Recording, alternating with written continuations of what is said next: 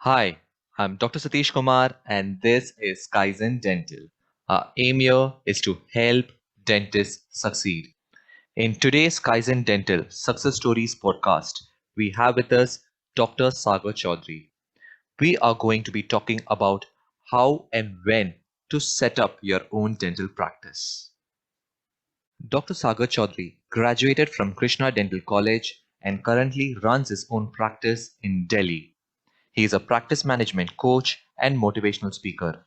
He has been the keynote speaker for GSK Sensodyne, Dr. Dentistry Academy, ADC Mumbai, and Dr. Plus. He conducts lectures and workshops on dental practice management under the name Learn What Matters. He is followed by more than 40,000 people on his Facebook page and has more than 7,000 subscribers on his YouTube channel, where he posts content related to dental practice and life. Hi, Dr. Sagar. Thank you for giving your time Hello. and coming here to answer the questions of young dentists, all Thank you so about much for clinical this. practice. This is what I'm talking about from last 5 years, and I believe some help has been provided by me. तो देखते Yes, हैं कि कितनी इन चीजों से अब provide हो जाती है. I have been 100%. watching your channel also, very impactful and very helpful. Thank you for making this, and thank you for giving me this opportunity to talk to people. Okay, thank you. Thank you for coming. So the first question like to ask you is, right now we are going through COVID. So a lot of people Yes. prior to COVID have a lot of clinical experience. So they are Yes. confused whether we should start a practice now or not. And even if there's no COVID, what is the right time you should feel you're ready to start a practice? Okay, so I'll divide it into two type of people, right? Two type of I will believe students, or I can say people who have just started their practices. एक तो वो लोग हैं जो उन्होंने start किया practice या start करने वाले हैं, एक वो है जिन्होंने कर रहे थे प्रैक्टिस और अब रुक गए हैं. तो अभी बात उनके लिए करते हैं. जैसे आपने बोला कि when they should start, what is, I believe there is no scale. हमारे पास एक कोई लिमिट नहीं है कि ओके यहाँ तक आ जाएगा तो हम क्लिनिक खोल सकते हैं, क्या यहाँ तक नहीं आता तो हम क्लिनिक नहीं खोल सकते हैं. ठीक है, उसका कोई मार्जिन नहीं है कहीं पे भी हमें किसी भी, क्योंकि according to government of India हम बीडीएस करके निकल गए चाहे कैसे भी निकले, उसके बाद हम क्लिनिक खोल सकते हैं. बट हमें पता होना चाहिए कि व्हाट इज द मार्जिन. अब कई लोग इस चीज का वेट करते हैं कि when we learn implants, when we learn ortho also, when we do MDS, so many factors, sometimes female related to marriages, right, these are the factors जो उनके माइंड में होते हैं कि will go for that. But मुझे ऐसा लगता है कि स्केल तो कहीं पे भी नहीं है, बट बेसिक हर जगह पे. इफ यू, क्योंकि लास्ट में आप किस चीज के लिए वहां पे है, सर्विस के लिए. और आप सर्विस के लिए, तो सर्विस में पेशेंट आपके क्लिनिक से खराब सर्विस के साथ नहीं जाना चाहिए, परेशान होकर नहीं जाना चाहिए. तो आपको क्या क्या चीजें आपके पास होनी चाहिए. फर्स्ट थिंग, आपको बेसिक तो पता होना ही चाहिए कि आप जो कर रहे हैं वो बेसिकली बेसिक उसमें प्रोफाउंड है. आप रूट कनाल कर रहे हैं, आप रेस्टोरेशन कर रहे हैं. अब लोगों को लगता है restoration is a simple thing, but it's not. It is not a simple thing. आपको उसके बेसिक्स पता है, आपको किस तरीके से कैविटी प्रिपरेशन करनी है, कौन सा मटेरियल यूज करना है, हर चीज इसकी चीज की नॉलेज है, तो आप उस चीज पे आगे बढ़ सकते हैं. अगर आपको नहीं है तो सेकंड स्टेप आता है, you should also have a good team with you. चाहे वो आपके सीनियर्स हों, चाहे आपके टीचर्स हों. अगर आपसे वो चीज नहीं हो रही है तो you don't have to do हीरोडोंटिक्स.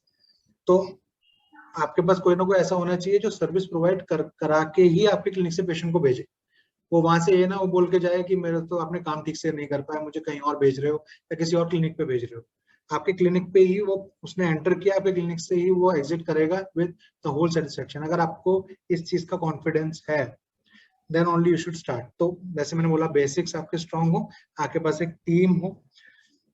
इसके बाद जो मैं अपने लेक्चर्स में बोलता हूँ कि 3 M की बात बोलता हूँ, कि आपका माइंडसेट कैसा है, आपके पास मनी कितनी है, और आपके पास मार्केटिंग स्ट्रेटेजी क्या है. माइंडसेट क्यों बोलता हूँ मैं, क्योंकि जब भी आप क्लिनिक खोलने जाओगे 10 में से 8 लोग ऐसे आएंगे जो बोलेंगे जगह जगह क्लिनिक खुले हुए हैं और यहाँ क्यों खोल रहे हो. कुछ भी करेंगे आप रेंट पे खोलेंगे तो बोलेंगे अपना ले लो, अपना खोलेंगे तो बोलेंगे रेंट पे ले लो. हर कोई अपनी पर्सपेक्टिव जरूर रखेगा सामने. ठीक है, और आप रोक नहीं पाएंगे, क्योंकि दीज आर द पीपल जो आपके फ्रेंड्स होंगे, जो आपके सीनियर्स होंगे, जो आपके टीचर्स भी होंगे, जो आपके फैमिली मेंबर्स होंगे, रिलेटिव्स होंगे. So you can not stop talking to them. तो आपका माइंडसेट इतना स्ट्रांग होना चाहिए कि कोई भी नेगेटिव फीडबैक आपके माइंड में रिटेन ना करे. मुझे भी कई लोगों ने बोला कि क्लिनिक घर के पास खोल रहे हो, अंदर खोल रहे हो, मार्केट में खोलो या नहीं चलेगा, ठीक है, आज वही अपोजिट बात बोलते हैं। तो माइंडसेट। दूसरा मनी का एग्जाम क्यों बोलता हूं मैं, क्योंकि आप कितना भी ये बात बोल रहे हैं कि मनी के बिना चीजें हो जाती है, मनी के बिना कुछ नहीं होता लाइफ में, वो उसकी इंपॉर्टेंस अपनी जगह पे है, क्योंकि आप बैठ के वेट कीजिए, एक एक रुपया जोड़िए। यू शुड नो इस टाइम पे कि how to arrange money from banks, how to arrange money from if you want to take it from your parents, or how to invest and grow your money इस तरीके से कि आपको मिल जाए। आपको बैंक्स के डॉक्टर्स को लोन देने के लिए मरते हैं प्राइवेट बैंक्स पे और गवर्नमेंट बैंक्स में।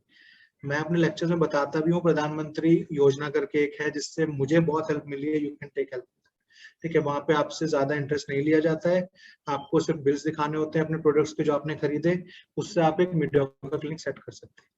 मनी के बाद लास्ट में मार्केटिंग आई, जिसपे बहुत कुछ बात की जा सकती है, ठीक है, बट मार्केटिंग में before the start of your clinic उस पे कौन वर्क करता है, दैट इज इम्पोर्टेंट।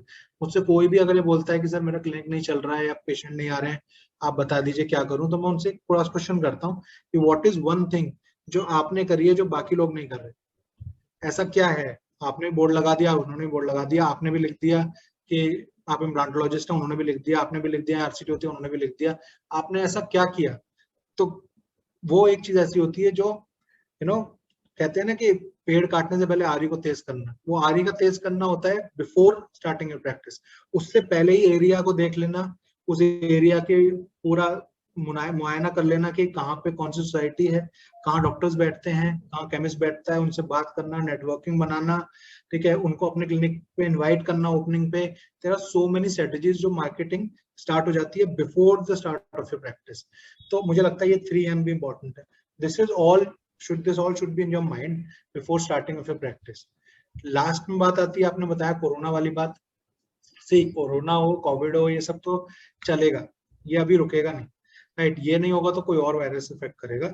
मुझे ऐसा लगता है कि कोविड के बाद प्रैक्टिस मेरी तो कम नहीं हुई है, प्रैक्टिस कम हुई थी कोविड के दौरान, बट अब जब वो कम हो रहा है तो पीपल आर कमिंग बैक, क्योंकि लोगों को दर्द होना कम नहीं होगा, दर्द तो लोगों को होगा, वो खाएंगे। हमारी डेंटिस्ट्री में सबसे अच्छी बात यह है कि पेशेंट जो डायबिटीज का होगा शुगर खाना बंद कर देगा, उसे डायबिटीज होनी बंद हो जाएगी, इन द सेंस कि अगर वो Understood. पहले ही सच हो जाता है तो। बट हमारे यहाँ तो Once खाना तो DQ is बंद there, नहीं you can't करेगा, do it. कितना भी हेल्दी खा लेगा, कहीं तो कोई प्रॉब्लम होगी। चलिए कहीं भी नहीं हुई तो एज के साथ तो एट्रिशन होगा, कुछ भी नहीं होगा तो गम्स का तो कोई इश्यू होगा, people will come at least for scaling. तो ऐसा नहीं होगा कि पूरी तरह बंद हो जाए प्रैक्टिस, प्रैक्टिस पे पेशेंट वो आएंगे और पेन में आएंगे। बच्चे बहुत आ रहे हैं इस टाइम पे, मैं देख रहा हूँ, राइट, तो क्योंकि घर पे बैठे हैं, स्कूल जाना नहीं है, पूरे दिन खा रहे हैं, ऐसी कई चीजें हैं जिसकी वजह से प्रैक्टिस बूम आउट होनी है। तो इस चीज से मत डरिए। हाँ, ये फैक्टर जरूर सबको सोचना पड़ेगा कि कोविड का टाइम है, हर चीज महंगी मिलेगी, राइट। मुझे ऐसा लग रहा है कि ऐसी चीजें, ग्लव्स, मास्क, सिरिंजेस, इन सबको छोड़ के किसी भी चीज का इतना रेट नहीं बढ़ा है। एलजीनेट उसी रेट पे है, राइट, और आरवीजी उसी रेट पे है, ठीक है, चेयर उसी रेट पे है, ठीक है। जो भी बढ़ा है वो ऐसी कंज्यूमेबल्स का बढ़ा है जो जो आपको रेगुलरली लेनी है, राइट। तो वो जब कम होगा तो सबके लिए होगा, ज्यादा होगा तो सबके लिए होगा, ठीक है। तो इस चीज से आप मत डरें, और इस चीज से ना डरें कि पेशेंट कम आएंगे, ठीक है। जो रेंट पे है उनको जरूर थोड़ा सोचना पड़ेगा कि रेंट कैसे निकलेगा, तो आप थोड़ा प्लान कर सकते हैं। But if it's your own clinic, you should not wait, right. If you feel that upper factors जो मैंने आपको सारे बताए उसके लिए आप कॉन्फिडेंट है, आपके पास टीम है, यू शुड स्टार्ट। और आप भी देख रहे होंगे, आप इंक्लूडिंग यू, बहुत लोगों ने स्टार्ट कर चुके हैं प्रैक्टिस, इंक्लूडिंग मी। और ऐसा नहीं है कि बिल्कुल पेशेंट्स कम हो गए हैं, पेशेंट्स आर कम। Understood. So basically, you have to know the basic skills आना चाहिए. After that, you have to work on your Yes, mindset. You have to know about your yes, finances and how you're going to get those yes. patients. So now that you have told me about marketing, how do you start it before you set your practice? Usually people think कि अभी मैंने clinic डाला है, I put my clinic, now I will start marketing the clinic. How can you start it before setting your practice? How can you do that? Doctor साहब, I believe the most important thing जो हमें यहाँ बतानी चाहिए वो ये है कि लोग कंफ्यूज होते हैं एडवर्टाइजिंग से मार्केटिंग को रिलेट करके। This is something which I learned from doctor Manish Chitnis sir. उनके एक लेक्चर में उन्होंने बहुत क्लियरली डिफाइन किया था कि एडवर्टाइजमेंट इज समथिंग जो आप बताते हो लोगों को कि आपके अंदर अच्छा है, राइट, जैसे टीवी पे आता है कि this powder is good, this soap is good, ऐसे आप बताते हैं, ऐड डालते हैं कि कि we can do single sitting root canals, हमारे क्लिनिक में ये सारा काम होता है, पैम्फलेट्स डालते हैं, उसमें सब कुछ लिखा होता है आपके बारे में। बट मार्केटिंग इज समथिंग जो कोई और आपके बारे में बोले, राइट, कोई और आपके बारे में बताए, वो कैसे होगा? राइट, क्लिनिक पे जब पेशेंट आएगा वो तो चलिए बताएगा ही, ठीक है, उसका आप रिव्यू ले लेंगे वो सब, बट क्लिनिक पे पेशेंट को बुलाएंगे कैसे? जैसे आपने बोला before the start of the practice, उससे पहले की मार्केटिंग स्ट्रेटेजीज क्या होंगी? तो इसमें बहुत डिटेल में मैं बता सकता हूँ आपको, बट कोशिश करूंगा उसको ब्रीफ में कंपैक्ट करके सब कुछ इंक्लूड करूं। फॉर एग्जांपल, आप जाते हैं प्रैक्टिस ओपन करने के लिए किसी भी प्लेस पे, अब उसमें बहुत सारी चीजें डिफाइन होती हैं, जैसे कि अर्बन प्लेस है कि रूरल एरिया है, आपको रेंट पे खोलना है कि आपको अपना प्लेस लेना है, ठीक है। अब अगर अर्बन प्लेस है, ठीक है, तो उसके आसपास सोसाइटीज क्या हैं, उन सोसाइटीज के हेड से मिल सकते हैं आप। क्यों मिल सकते हैं? क्योंकि उन सोसाइटीज के हेड जो होते हैं वो एल्डर पीपल होते हैं, वो जानते हैं चीजों को, उनसे सब लोग पूछते They हैं ask them for चीजों के बारे में, जो suggestions. स्पेशली नया सोसाइटी मेंबर आएगा।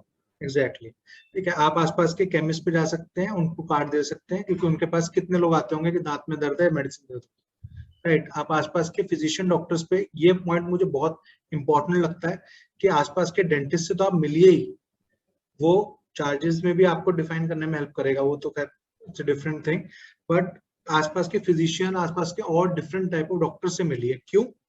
क्योंकि हर डॉक्टर अपना प्रॉफिट भी चाहता है।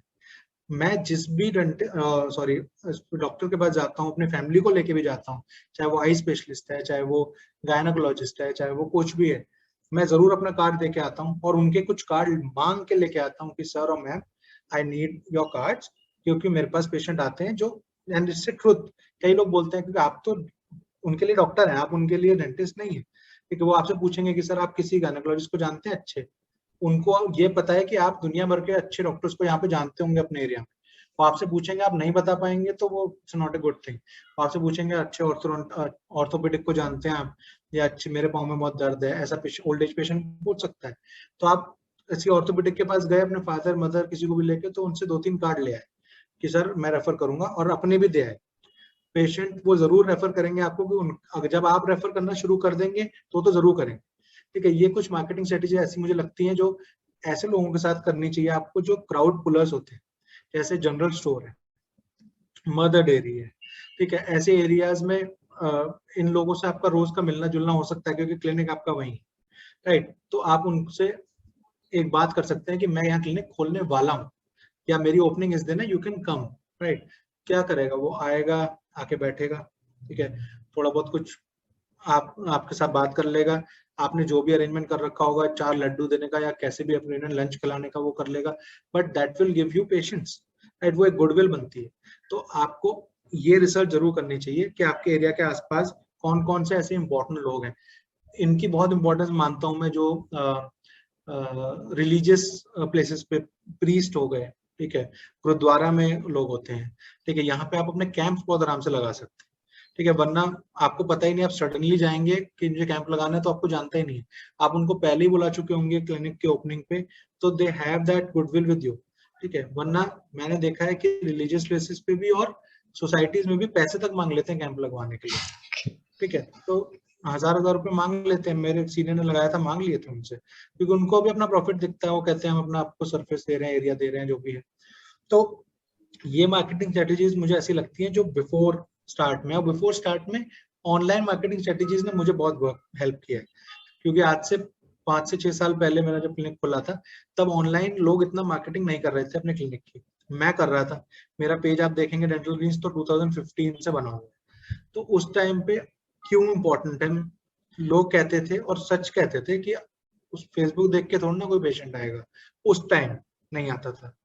पर अब जब वो डेंटल ग्रीन्स पेज बड़ा हो गया, उस पर बहुत सारे टेस्टिमोनियल वीडियोस आ गए, बहुत सारे डिफरेंट केसेस के फोटोज आ गए, उसकी क्राउड बड़ी हो गई, तो जब वो सामने आता है और मेरा कोई फ्रेंड हो, रिलेटिव हो, स्कूल फ्रेंड हो, जब उसको देखता है तो उसको मेरे पे ट्रस्ट होता है, क्योंकि मैं तो उसके लिए वही बच्चा हूँ जो जिसका वो खेला था, उसको लगता है इसको क्या आता होगा, ये तो स्कूल में भी बेकार था, बट वो वहाँ देखता है कि इसके क्लिनिक पे अच्छा काम होता है और यहाँ पे अच्छे फीडबैक्स हैं, तो दे कॉल मी, ठीक है। In fact I got call from my dental college people also dental college staff also, dental college students also जिन्होंने डेंटिस्ट्री छोड़ दी, if they are trusting me, तो there is a reason behind it. तो social media का power बहुत strong है, वो भी आप before start of your practice से शुरू कर सकते हैं. इंस्टाग्राम से लेके यूट्यूब से लेके जो भी है, जिस पे भी यू आर कंफर्टेबल, जिस वे में आप कंफर्टेबल, जरूरी नहीं है आप किसी को वीडियो बनानी हो, रिटर्न चीजों के लिए एनीथिंग यू वांट, और कुछ नहीं तो आप अवेयरनेस मैसेजेस डाल सकते हैं, राइट. बहुत कुछ है जो आप पोस्ट कर सकते हैं. तो इस पे तो रामायण लिख सकता हूँ, काफी बता सकता हूँ. तो we don't have that much amount of time, तो इसलिए मैं चाहूंगा कि इस पे अलग से बात करें कभी हम. ठीक है, बट इतना तो मेरे ख्याल से अगर कोई करता है तो be very helpful to them. So basically, offline में they have to socialize with the people around, area shopkeepers around, religious places, senior citizens, and when you try online to get a lot of testimonials, काफी backup, so that people start respecting your work and look up to you basically. So दोनों offline or online, preferably we should start before setting up practice. Correct? Yes. So now we decided when to put a clinic and how to get patients. Now, how do you decide charges? Because you even told one point about talking to dentists around you. How do you decide how much I should charge for a particular procedure? Because that is not taught in college. Right. So, मुझे ऐसा लगता है कि मेरे personal experience ये है कि when I started my practice, I am practicing in a good area, right? But मैंने स्टार्ट की अपनी रूट कैनाल के चार्जेस बहुत लोअर लेवल्स पे, एंड मुझसे मिस्टेक जो मैं हमेशा बताता हूँ कि कभी किसी को नहीं करनी चाहिए, वो ये थी कि I started with free consultation, right.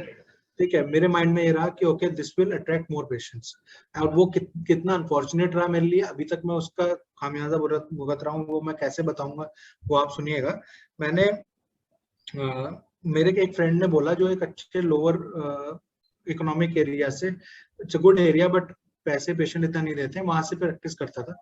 उसने मुझे एक लाइन बोली थी कि तेरे एरिया में ऑलरेडी प्राइस और फीस और चार्जेस सेट है, वो और सब डेंटिस्ट ने कर रखे हैं, तो उसको नीचे मत करियो, एटलीस्ट उससे स्टार्ट कर सकता है. तो यू नो फॉर एग्जांपल, मैंने जब आसपास के डेंटिस्ट से मिला तो समझ लीजिए कि किसी ने बोला कि हम यहाँ 3000 या 2500 या 4000 की रूट कैनाल करते हैं. ठीक है, तो जब मिनिमम उसमें अगर मुझे लगता है कि मेरा स्किल अभी इतना ही है कि मैं इतना एक्सपर्टीज नहीं हूँ, मेरे पास आरवीजी नहीं है, राइट, या मेरे पास एंडोमोटर नहीं है, तो भी I am very much sure कि मैं I do excellent hand root canals, तो भी मैं 2000 से नीचे नहीं जाऊंगा. ये नहीं बोलूंगा कि आप 1000 रुपए में करा लो जस्ट बिकॉज मेरे पास पेशेंट बढ़ जाए, नेवर डू दैट. तो पहला पॉइंट क्या बोला मैंने, पहला पॉइंट आपसे यही बोला कि आपको कितना स्किल आता है उस पे चार्जेस डिपेंड बहुत करते हैं. जैसे जैसे मेरे स्किल बढ़ेंगे, मेरा आर्मेंट्रियम बढ़ेगा, मेरा कॉन्फिडेंस बढ़ेगा, केस बढ़ेंगे, उससे तो आप चार्जेस बढ़ाएंगे ही, बट मिनिमम चार्जेस कैसे स्टार्ट करेंगे वो अपने एरिया को देख के करेंगे. ठीक है, उस एरिया में मिनिमम अगर आपको लगता है कि आपके चार्जेस 3000 होने चाहिए, आप वो भी कीजिए अगर आप ज्यादा अच्छा सीख के आए हैं तो, बट कॉन्फिडेंस आपके पास स्किल से आता है, पहली चीज. दूसरी चीज, कई लोग, मुझे लगता है कि इस चीज पे भी मैं बहुत वर्क करता हूँ कि how difficult is the patient. पहले मैं क्या करता था कि लिया आरबीजी, देखा सेंसर को, चेक किया और तुरंत बोल दिया कि रूट कैनाल होगी, खत्म. कितने की होगी, 3000 की होगी, 4000 की होगी, 5000 की होगी, ठीक है, शुरू कर दीजिए. और फिर मैं फंस गया. मुझे एक सीनियर ने सिखाया कि हमेशा ऑब्जर्व करो ध्यान से पूरे केस को, रूट कैनाल ही नहीं, एनीथिंग, प्रोस्थेसिस लगाने वाले हो आप, इम्प्लांट डालने वाले हो, पूरा स्टडी करो. पेशेंट को कभी भी ये मत बोलो कि इतने में हो जाएगा, उनको बोलो सर मैं अभी थोड़ा एग्जामिन करूंगा, इतने रेंज में होना चाहिए, ठीक है, आई विल टेल यू. ठीक है, जैसे अभी हाल ही में हमने एक इम्प्लांट डाला, ठीक है, बाद में हमें पहले ही रियलाइज हो गया था कि इसमें बोन ग्राफ्ट डाल सकता है, साइनस लिफ्ट करना पड़ सकता है. तो हमने पेशेंट को पहले ही इन्फॉर्म किया कि 10,000 बक्स एक्स्ट्रा हो सकते हैं आपके, होंगे नहीं होंगे that will decide on spot. तो ये सब चीजें भी चार्जेस को बहुत डिसाइड करती हैं कि आप तुरंत कूद ना पड़े. पहले देख लीजिए कि आपकी कितनी मेहनत लगेगी. मैं तो ये भी देख लेता हूँ कि पेशेंट कितना किचकिच करने वाला है. अगर पेशेंट उस तरीके का नहीं है जो कई होते हैं जो चाहते हैं वो तुरंत ट्रीटमेंट हो जाए कार की तरह, और माइंड को ऐसे रखते हैं कि अब ये इसकी लाइफ क्या होगी, इस तरह के क्वेश्चंस. अगर पेशेंट के आप साइकोलॉजी समझना बहुत इंपॉर्टेंट है, और साइकोलॉजी हम सच्चा कोई नहीं समझ सकता क्योंकि हम डील करते हैं लोगों के साथ. आप कॉलेज लाइफ में भी डील करते हैं, आप इस पे काम कीजिए. आप इस पे बुक्स पढ़ सकते हैं, कम्युनिकेशन पे, स्किल्स पे बुक्स पढ़ सकते हैं कि आप उनकी बात को कैसे घुमा सकते हैं, राइट। क्योंकि आप किसी को डिसीव करने के लिए नहीं घुमाना है, इसलिए कि आप उनकी बात को समझ सके और उनको समझा सकें, क्योंकि कई लोग सिर्फ एग्जाम्पल से समझते हैं। मुझे कोई कहता है कितनी गारंटी होगी, तो मैं उनको बड़े प्यार से बोलता हूँ कि सर आप जिंदा आदमी है, कार वार की, नॉन लिविंग थिंग की गारंटी होती है, मैं आपकी गारंटी लूं? आपकी गारंटी क्या है? आपकी गारंटी लिविंग ऑर्गेनिज्म में तो नॉन लिविंग ऑर्गेनिज्म में तो आती नहीं है। आपकी मुझे केयर करनी है, you are a fresh human being in front of me, ठीक है, मुझे आपका ध्यान रखना है, तो इसकी कोई गारंटी वारंटी नहीं होगी ना, आपका ट्रीटमेंट है, ठीक है। तो आई यूज दिस लाइन, ठीक है। कई लोगों की अपनी अपनी लाइन है। तो जैसे आपने बोला कि कैसे डिसाइड करने charges, I am concluding it कि पहले तो अपना एरिया देख लीजिए, अपने आसपास के डेंटिस्ट से जरूर मिलिए, वो आपको जरूर बताएंगे। एक नहीं बताएगा तो दूसरा बताएगा, दूसरा नहीं बताएगा तो तीसरा बताएगा। हर कोई एनवियस होकर नहीं बैठा कि आपने क्लिनिक कैसे खोल लिया है, ठीक है। मुझे ऐसा लगता है कि मेरे पास कोई जूनियर आता है तो मुझे उसको सिखाना है, मेरे पास कोई सीनियर आता है तो मुझसे सीखता हूँ, ठीक है। तो आप उनसे पूछिए कि यहाँ पे किस तरीके के पेशेंट्स हैं, ठीक है, किस तरीके के रेट चार्जेस चलते हैं, क्या माइंडसेट है, और उस पर कंप्लीटली बिलीव मत कर लीजिए। मेरे पास एक सीनियर आके ये भी बोल चुका है कि तो इस एरिया में तो 1200 रुपये भी लोग नहीं देते, रूट कनाल के भाग जाते हैं। क्या पता उसे वो काम ही ना आता हो। मैं तो स्टार्ट से ही अच्छे चार्जेस ले रहा था, क्योंकि मुझे वो कॉन्फिडेंस था। जब मैं अपने आप को 2 साल गवर्नमेंट हॉस्पिटल में रगड़ के आया हूँ, तो फिर स्किल पे डिपेंड करेंगी ना चीजें। तो दीज आर द थिंग्स जो मुझे लगता है कि चार्जेस पे डिसाइडेड फैक्टर होने चाहिए। Okay, so basically you should know the average cost around you and do not undercut. मतलब किसी को यस, मतलब cost कम नहीं करना in that area. Definitely, But the point is, if your definitely. charges are similar to the neighboring dentist, he has say 5 years experience, and you're a young dentist, you are confident about your skill. आपको पता है कि आपका skill अच्छा है. But patient will think कि why is the new dentist या young dentist charging as much as an experienced one? How would you explain a patient if they ask you कि that तो the बाजू वाला भी उतना ही charge करता है, the nearby dentist charges the same amount, तो आपका charges इतना क्यों है? How do you explain that? Right, it's very very good and very important question actually, क्योंकि कई लोग ये बात पूछते हैं और इसका आंसर हमेशा मेरे पास इम्प्रोवाइज होके आता है, क्योंकि मुझसे भी एक्सपेक्टेशन होती है लोगों की, राइट। कि आप कई बार लोग ये भी बोल देते हैं कि आप एमडीएस नहीं है, राइट, ये भी बोल देते हैं, बहुत रेयरली बोलते हैं, ज्यादा रोल नहीं है, बट बोलते हैं। तो मुझे ऐसा लगता है कि इस चीज पे सबसे इम्पोर्टेंट चीज ये हो जाती है कि जैसे मैंने बोला ना, कम्युनिकेशन स्किल सबसे इम्पोर्टेंट चीज हो जाती है इस फैक्टर में, क्योंकि आप कितने भी कॉन्फिडेंट हो, अभी स्टार्ट तो नहीं। Okay, so this question that if you are young enough, और आपको पेशेंट इस तरीके से ट्रीट कर रहा है कि आप तो बहुत यंग है, और उधर वाले तो उनका तो इतना एक्सपीरियंस है, आपने तो अभी क्लिनिक खोला है, आप पहले कहाँ थे, और सो मेनी क्वेश्चंस, आप एमडीएस है नहीं है, बहुत रेयरली ये क्वेश्चन आता है बट आ सकता है। तो ऐसा कुछ भी होता है, तो मुझे ऐसा लगता है कि अगर ये स्टार्ट से पहले ही हो जाता है, क्योंकि चार्जेस में ऐसा होता है कि मेरे से गलती हुई है कि पेशेंट बैठा और मैंने उनको चार्जेस नहीं बताए, ये गलती कभी मत कीजिएगा आप, क्योंकि पेशेंट को एक्सपेक्टेड होता है कि आप यंग हैं तो आपके चार्जेस कम होंगे। कई पेशेंट यही सोच के आते हैं कि हम वहां नहीं जाते, यहाँ चले जाते हैं, भी यहाँ पे शायद कंसल्टेशन ना देनी पड़े, यहाँ पे शायद वो ऐसे ही देख लें, उनको तो अभी पेशेंट बनाने हैं, और हमारे एल्डर्स की भी यही ओपिनियन हो जाती है कई बार। जैसे मेरे दादाजी का बड़ा कहना था कि अभी स्टार्टिंग में कंसल्टेशन मत ले, और जिससे मुझे बड़ी परेशानी हुई। यू शुड ऑलवेज थिंक कि आप जिनसे एडवाइस ले रहे हैं आपके बड़े, आपके भले के लिए सोचते हैं, बट क्या वो डेंटिस्ट्री में है, क्या वो किसी भी ऐसे लेवल पे डेंटिस्ट्री उन्होंने कभी देखी है जो हम करने वाले हैं। तो इस तरीके की अगर बात कोई करता है, बैक टू क्वेश्चन, कि अगर आपको छोटा कंसिडर करता है और आपसे कंपेयर करता है, तो आप कम्युनिकेशन स्किल्स को छोड़ के किसी भी चीज से उसको ना इम्प्रोवाइज नहीं कर सकते। रीजन बीइंग कि आप काम कराना चाहेंगे तो वो काम तब तक नहीं कराएगा जब तक आप चार्जेस उसके लेवल पे नहीं ले आएंगे, पहली चीज, ठीक है। स्टार्टिंग में आप डरे होते हैं तो आपको लगता है कि यार कर देते हैं, रेंट निकालना है, या क्लिनिक चलाना है, ठीक है। और जब तक वो वहां नहीं पहुंचेगा तब तक आप उसको अपना काम नहीं दिखा सकते, एज आप अपनी बड़ी दिखा नहीं सकते, झूठ आप बोलेंगे नहीं कि मैं तो यहाँ 10 साल से प्रैक्टिस कर रहा हूँ, 20 साल से प्रैक्टिस कर रहा हूँ। हाँ, पर जब मेरे साथ ऐसा हुआ तो मैंने अपने कॉलेज डे के फर्स्ट डे से अपनी प्रैक्टिस को बताया है। मतलब मुझे कोई ये पूछता था ना कि एक तो मेरे को फायदा मिल जाता है, मैं अच्छा खासा मोटा हूँ तो मुझे लोग सोचते हैं कि मैं बहुत एज का हूँ, तो मैं हमेशा बोल देता था कि अगर मुझे कोई पूछता था कि आप कब से प्रैक्टिस कर रहे हैं, तो मैं कहता था सर यहाँ तो मैं 2 साल से हूँ, इससे पहले 2 साल मैं गवर्नमेंट हॉस्पिटल में था, उससे पहले 5 साल में मैं कॉलेज में था, वहां पे भी प्रैक्टिस कर रहा था। झूठ नहीं है, सच ही है, प्रैक्टिस तो कर ही रहते हैं हम, ठीक है। बट ये तो खैर घुमाने वाली बात हो गई। बट मुझे ऐसा लगता है कि जब कोई टू यंग और कंपेयर वाली बात करता है, तो आपके अंदर वो कॉन्फिडेंस होना चाहिए बात करने का, और वो स्किल से आएगा। मैं बार बार बोल रहा हूँ कि स्किल से आएगा, और स्किल एनहेंसमेंट के लिए आप कितनी भी बुक्स पढ़ लें, कितने भी पेशेंट कर लें, आपको किसी ना किसी ऐसे पर्सन पे जाना पड़ेगा जो आपसे बेटर है, उससे सीखना पड़ेगा आपको, ठीक है। चाहे वो आप उसके कोर्स में जाएं, चाहे आप उससे ऑनलाइन बात करें, चाहे आप क्लिनिक पे भी करते करते सीख जाएंगे। कोएक्स भी सीख जाते हैं दांत निकालना, रूट कनाल करना सीख जाते हैं। मेरे पास परसों आया था, बिना जीपी के डाले हुए रूट कनाल करके भेज दी उसने, बोल रहा था कैप लगाऊंगा, ठीक है। तो सीख तो आप जाएंगे क्लिनिक पे, but if you want to learn fast, population बढ़ रही है स्पीड से, डॉक्टर्स बढ़ रहे हैं स्पीड से, आप चाहते हैं कि आपकी ग्रोथ जल्दी हो, पेशेंस आप में है नहीं, इस जनरेशन में किसी के पास नहीं है, ठीक है, क्योंकि हमें तो खाना भी जल्दी मिल रहा है, मूवीज भी नेटफ्लिक्स पे जल्दी मिल रही है, फूड भी फ्री हो जाएगा 30 मिनट में ना है तो। अगर इतनी जल्दी है तो काम सीखने की जल्दी भी दिखाओ ना।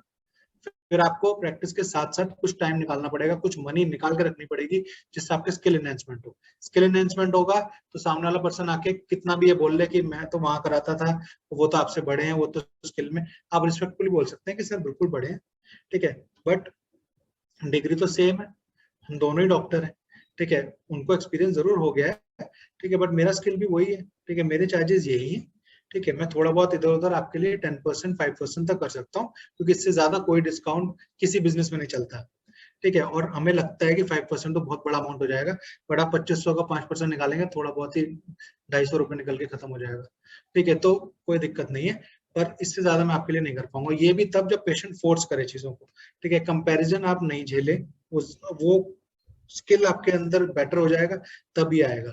दूसरा, जैसे कम्युनिकेशन स्किल मैंने बोला, पेशेंट को समझाने का तरीका, ठीक है, कि आप क्या बोलते हैं। जैसे कि मेरे सीनियर थे, ओरल सर्जन थे, उनके पास में खड़ा रहता था ऐसे करके साइड में, उनके क्लिनिक पे 3rd ईयर से खड़ा हो रहा था मैं उनके साइड में, सक्शन पकड़ने के लिए, सिर्फ सीखने के लिए, देखने के लिए। तो एक बार एक उसने बोला, एक पेशेंट ने बोला कि सर ये आपके जूनियर हैं या आपके स्टूडेंट हैं, तो बस उनको पता था कि वो पढ़ाते हैं। तो सर ने एक लाइन बोली कि मैम एक बार जब डिग्री मिल जाती है, हालांकि वो sir MDS and I was BDS, बोला जब एक बार डिग्री मिल जाती है, दोनों हमने बीडीएस दोनों ने किया है, तो हम बराबर आ जाते हैं। फिर मेरा स्किल बढ़ गया है, ठीक है, काम करते करते एक दिन इसका ही बढ़ जाएगा। जब मैं इस एज पे था मेरा भी इतना ही था, ठीक है, तो हम दोनों डॉक्टर ही हैं, ठीक है। तो मैं ये लाइन जरूर यूज कर देता हूँ कि सर उनका स्किल बढ़ गया है, मेरा ही बढ़ जाएगा, ठीक है, बट इतना कम नहीं है कि मैं आपको ट्रीट ना कर पाऊँ, वरना मैं यहाँ बैठा क्यों था। तो मैं अपने चार्जेस के साथ कॉम्प्रोमाइज नहीं करता, बेस्ट वर्क करता हूँ। और वो आप कॉन्फिडेंटली तभी बोल सकते हैं आपको पता हो बेस्ट वर्क कर पाएंगे। आपको पता है आपको कनाली नहीं मिलनी, तो फिर आप कैसे बोल पाएंगे, ठीक है। आपको पता है आपके रूट स्टम्प भी निकलनी, आप कैसे बोल पाएंगे। तो that confidence comes with work. तो मुझे लगता है कि ये दो चीजें, वर्क एंड कम्युनिकेशन स्किल्स, ये अच्छे होंगे तो आपको कोई डरा नहीं पाएगा आपकी एज के की बात बोल के, आप अंडरस्टूड। इंटिमिडेट नहीं कर पाएंगे। सो अभी यू हैव टोल्ड अबाउट कि हमें कोर्सेज करने चाहिए।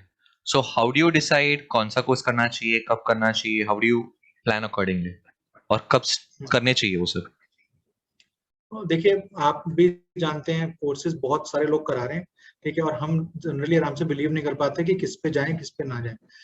मैंने इस पे एक वीडियो भी बनाई थी एंड पीपल लव्ड इट, ठीक है, और मैं उसी पॉइंट्स को आपको बताता हूँ। मैंने उसमें 3 पॉइंट रखे थे, जो मैंने अपने पर्सनल एक्सपीरियंस से रखे थे, और अपने आसपास के लोगों को जो गलती करते हुए देख रहा था उससे रखे थे।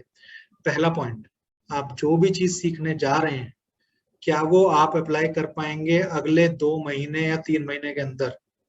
चाहे आप जॉब कर रहे हैं, चाहे आप क्लिनिक पे काम कर रहे हैं, चाहे आप हॉस्पिटल में काम कर रहे हैं, चाहे आप स्टूडेंट हैं, क्या आप वो जो भी आपने सीखा वो तुरंत अप्लाई कर पाएंगे, एटलीस्ट 1 साल के अंदर अप्लाई कर पाएंगे।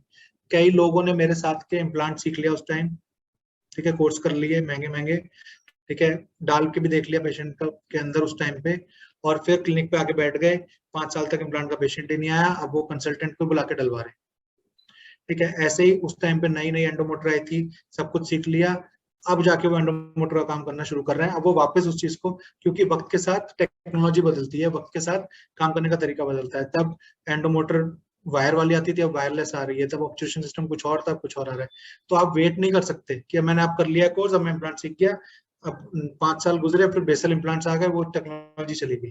तो पहली चीज तो ये कि जो आप यूज करने वाले हैं वो आप अप्लाई जल्द से जल्द कर पाएंगे क्या, पहली चीज ये ध्यान रखें। दूसरी चीज मुझे लगता है कि बहुत इंपॉर्टेंट ये है कि मनी उसमें इन्वॉल्व कितनी होने वाली। जैसे कि आपने एक एंडो का कोर्स कर लिया, उसमें मनी इतनी इन्वॉल्व नहीं होगी, क्योंकि आप एंडोमोटर खरीद लेंगे, एपेक्स रोबोटर खरीद लेंगे। बट आपने इम्प्लांट का कोर्स तो कर लिया, अब आप इम्प्लांट खरीद के रख लेंगे अपने पास, या फिजियो डिस्पेंसर खरीद के रख लेंगे, आप उसको कैसे मैनेज करेंगे। फिजियो डिस्पेंसर किराए पे भी मिलते हैं, उसको अरेंज कर लेंगे क्या, कितना मनी अरेंजमेंट होगा।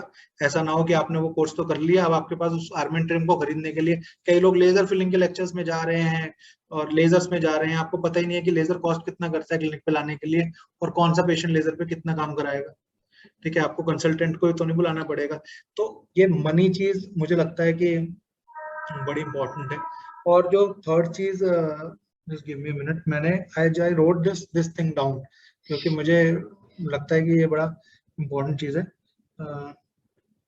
Yes, the place to apply, कि आप जिस जगह अप्लाई करेंगे इस चीज को, जैसे कि मैं अपने क्लिनिक पे इम्प्लांट सीखता हूँ तो अपने क्लिनिक पे इम्प्लांट पे अप्लाई कर रहा हूँ, वो मेरी रिस्पॉन्सिबिलिटी है। ठीक है, बट अगर मेरे पास कोई जूनियर आता है या कोई सीनियर आता है, कोई भी आता है, और वो कहता है कि मैं आपके क्लिनिक के पेशेंट पे इम्प्लांट अप्लाई करूंगा, तो मैं किसी को नहीं करने दूंगा। राइट, तो आपके पास वो अथॉरिटी होनी चाहिए कि जिस जगह का आपने कोर्स सीखा है, आपने एंडोमोटर का सीखा है, आपने लेजर सीखा है, आपने ऑर्थो सीखा है, जो भी सीखा है, वहां पेशेंट पे अथॉरिटेटिवली कर पाए, पेशेंट आप पे विश्वास कर पाए।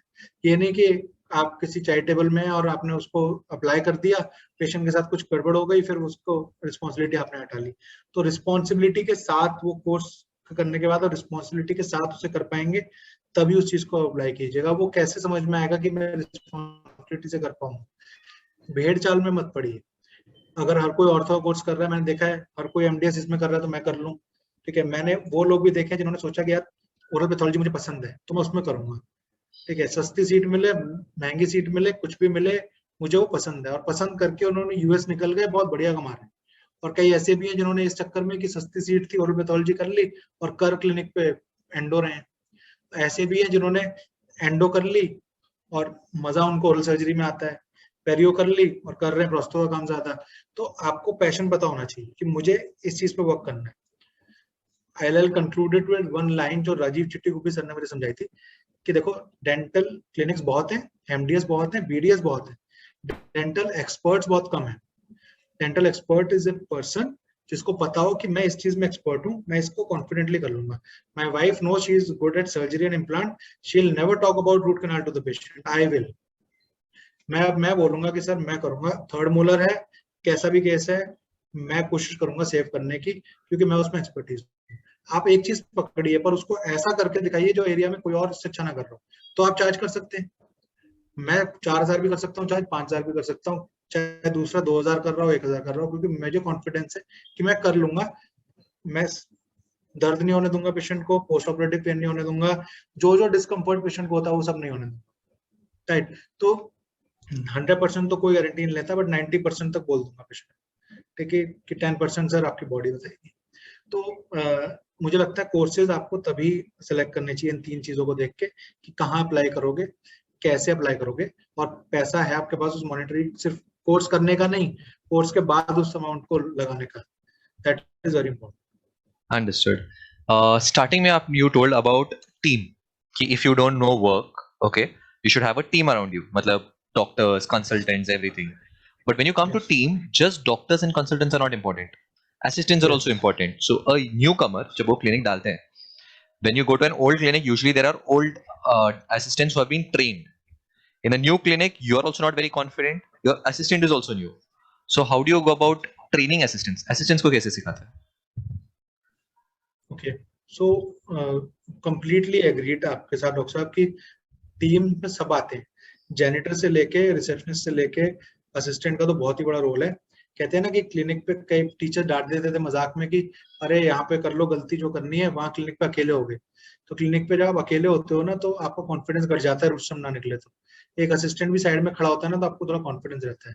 तो असिस्टेंट का रोल वहीं पे आ जाता है कि वो कितना स्ट्रॉन्ग इनफ है, और उसको ट्रेन कैसे करना है। जैसे आप सही बोल रहे हैं कि यंग लड़के लड़कियां होते हैं, दीज आर ग्रेजुएट्स और 12th pass students and all of that. ठीक है, अब आप उनको कैसे ट्रेन करेंगे। मुझे लगता है कि ज्यादातर ये लोग इकोनॉमिक लो एरिया से आते हैं, ठीक है। तो पहली चीज ये हो जाती है कि उनको ये चीज सिखानी कि आपके क्लिनिक पे जो पेशेंट आएगा उसको ग्रीट कैसे करना है। मैं बहुत इस चीज का ध्यान रखता हूँ कि आप मेल हो फीमेल हो, आपके हाइजीन कैसी है, ठीक है, आप कितने क्लीन तरीके से अपने आप को रखते हैं, हेलिडोसिस से लेके बॉडी ऑर्डर तक, ठीक है। ठीक है, कपड़े आप, मैं ये नहीं कह रहा हूँ ब्रांडेड कपड़े पहनिए, बट आप फटे फुटे कपड़े नहीं पहनेंगे, आप कपड़ों को साफ पहनेंगे, आप कपड़ों को आयरन पहनेंगे, ठीक है। मैं अपने क्लिनिक से प्रोवाइड करता हूँ कपड़े असिस्टेंट्स के लिए, आप अपने वॉशरूम में टांग दीजिए, आप मेरे वाले पहनिए और उसको लेके जाइए घर पे, जाके वॉश करके आयरन करके लेके आइए, कोई इशू नहीं है। तो मुझे लगता है ये बहुत इंपॉर्टेंट पार्ट हो जाता है। बाकी जो काम वगैरह है वो तो धीरे धीरे करके ट्रेन होता है असिस्टेंट, ठीक है। बट आपको बहुत सारी श्योरिटीज चाहिए, जैसे कि सेफ्टी बहुत बड़ा इश्यू है। मैं देख रहा हूँ कि बहुत चोरी होती है क्लिनिक्स पे, तो आपके पास सीसीटीवी कैमरा हो, आपके पास जब आप उसको ट्रेन कर रहे हैं तो आप उसको हर चीज के एक्सपेंस मत बताइए कि ये इतने का है, ये उतने का है। आपके पास उसका आधार कार्ड होना चाहिए ताकि उसके आइडेंटिटी आपके पास हो, राइट। आप उसको कभी भी व्हाइट में मनी मत दीजिए, ब्लैक में मनी दीजिए, सॉरी व्हाइट ब्लैक में मनी मत दीजिए, व्हाइट में मनी दीजिए, दैट इज आप सीधे अकाउंट में डालिए, उनका अकाउंट नंबर रखिए, ठीक है, जिससे आप उनको ट्रैक कर सकें, ठीक है। ये सब चीजें बहुत इंपॉर्टेंट हो जाती हैं सेफ्टी पॉइंट ऑफ व्यू से। फीमेल अगर होती है तो फीमेल की सेफ्टी बहुत इंपॉर्टेंट हो जाती है। मैं इस चीज को पे बात करने भी वाला हूँ रिसेंटली कि आपके क्लिनिक पे कोई भी फीमेल आती है, चाहे वो आपके असिस्टेंट आ रही हो चाहे पेशेंट आ रही हो, उसकी सेफ्टी आपके हाथों में होती है। आप ध्यान रखिए कि अगर आपका मेल असिस्टेंट है तो उसको या ड्रेप आप डालेंगे या असिस्टेंट डाल देगी खुद, सॉरी पेशेंट डाल देगा खुद, ठीक है। वो ज्यादा ताका जाके नहीं करेगा, दूर खड़ा होगा, ठीक है। ये सब चीजें, क्योंकि यू नेवर नो क्या चल रहा है, these are teenage boys, you know how they are thinking things, ठीक है। तो असिस्टेंट के बारे में मुझे ये सब चीजें बहुत इंपॉर्टेंट लगती हैं। और टीम के लिए जैसे आप बता रहे हैं कंसल्टेंट्स हैं, सबके लिए मैं ये चीज डिफाइन रखता हूँ कि कभी भी आपको किसी के लिए वेट ना करना पड़े और ना आप किसी को वेट कराएं। आपके असिस्टेंट्स को टाइम पे बल्कि 15 मिनट्स पहले क्लिनिक खोल देना चाहिए। आपके पास पेशेंट कौन सा वेट कर रहा है कि आपका क्लिनिक खुलेगा और वो पेन में रिलीफ होगा, रात भर सो के नहीं आया आपको नहीं पता।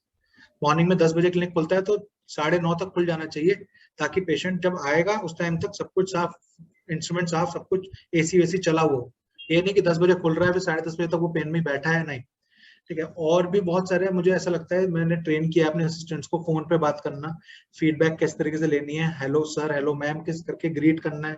ये नहीं कि मैंने ऐसे असिस्टेंट भी देखे हैं जो सीधे उठाते ही हाँ यहाँ से बोल रहे हैं, ऐसे बोल रहे हैं, इस तरीके से बात करते हैं, ठीक है, कि गुड मॉर्निंग गुड इवनिंग से स्टार्ट करना है, उसी से एंड करना है, ठीक है। पेशेंट कितना भी गुस्सा हो आपको जवाब नहीं देना है, ठीक है। अगर आप, बहुत रेयरली ऐसा होता है कि पैसे के लिए पेशेंट को फोन करना पड़े, ठीक है, अगर वो आप नहीं करेंगे, आप सिर्फ फर्स्ट फीडबैक करेंगे, पेशेंट से किस तरीके से बात करनी है कि सर ये अमाउंट रहती थी आपकी, ठीक है, या पेशेंट को रिकॉल करना है तो कैसे करना है, पेशेंट से फीडबैक के लिए पूछना है तो कि सर पेन वेन तो नहीं है, सब ठीक है, एवरीथिंग इज ओके, बहुत सारी चीजें आ जाती हैं। तो जो जो चीजें आपको धीरे धीरे लग रही हैं कि अब इसमें सबसे इंपॉर्टेंट चीज मैं आपको बताऊं कि मैंने ट्रेनिंग कैसे करी है। मैं जिस भी शहर में गया हूँ वहाँ के अच्छे डेंटिस्ट से मिला हूँ जाके, और वहाँ ऑब्जर्व किया है कि उनके स्टाफ में क्या ऐसा है जो मेरे स्टाफ में नहीं, ठीक है। मैंने हमेशा ऑब्जर्व किया है कि वो उन्होंने हेड कैप पहनी हुई है, मेरा असिस्टेंट तो नहीं पहनता तो मैं पहनाऊंगा। मैंने ऑब्जर्व किया कि उन्होंने शील्ड लगा रखी है तो मैं पहनाऊंगा। मैंने ऑब्जर्व किया कि उनकी फीमेल असिस्टेंट्स के नेल नहीं बड़े हुए तो मैं कटवाऊंगा, ठीक है। तो इसीलिए मैं कहता हूँ कि आसपास के डेंटिस्ट से मिलिए, ठीक है। आईडीए मीटिंग का वेट मत कीजिए, वो आपके कलीग्स बन सकते हैं, आप जाके उनसे बहुत कुछ सीख सकते हैं। मैं क्लिनिक पे छोटी छोटी चीजें ऑब्जर्व करता हूँ कि कहाँ कौन सा पोस्टर लगा है, वाईफाई का पोस्टर लगाता है क्लिनिक पे, मैंने कहा मेरे क्लिनिक पे तो लगा ही नहीं है वाईफाई, तो मेरे क्लिनिक पे भी है, कौन सा यूज करेगा पेशेंट, लगाने में क्या जा रहा है। बहुत सारी चीजें हो जाती है। तो असिस्टेंट को ट्रेन करना बहुत इंपॉर्टेंट है, पर आप ये भी ध्यान रखिए कि वो कितने लॉन्ग टर्म में आपके साथ काम करने वाले हैं। मैं भी ये कोशिश करता हूँ कि लॉन्ग टर्म में काम करें, उनको जाना है, ये भी आप माइंड में रखिए। कंप्लीटली डिपेंडेंट नहीं होना चाहिए असिस्टेंट पे। मैं मानता हूँ कि असिस्टेंट के बिना काम आधा हो जाता है, आप नहीं कर पाए, ठीक है। पर इतना भी नहीं होना चाहिए कि एक दिन उसकी छुट्टी हो गई तो आपको पेशेंट ना बुलाने पड़े, ठीक है। आपको थोड़ा बहुत खुद भी उस चीज को आपको पता होना चाहिए क्या चीज कहाँ रखी है।